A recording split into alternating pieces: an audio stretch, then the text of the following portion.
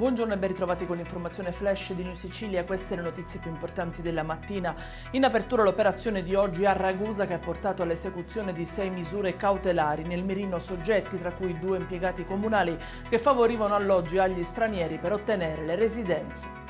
La Corte d'Assise di Appello di Catania ha ribaltato la sentenza di primo grado del processo sulla sparatoria di Librino dell'agosto 2020, condannando Salvatore Chisari a 6 anni di reclusione per duplice tentato omicidio e porto illegale di armi. In primo grado era stato assolto. Incidente domestico a Saponara nel Messinese, dove un 53enne è rimasto schiacciato e bloccato dal cancello di casa, uscito dai binari e crollatogli addosso, si trova ricoverato in gravi condizioni. Un giovane proveniente da Bagheria è precipitato dal terzo piano di un edificio a Palermo. Il trentenne si trovava a casa di una ragazza e è stato trasportato al civico in condizioni critiche. È in chiusura l'arresto di 2 minorenni a Gela, posti domiciliari per essere gli autori di una tentata rapina avvenuta lo scorso aprile in un negozio di via Manzoni. I 2 giovani devono anche rispondere di detenzione illegale di pistola in concorso.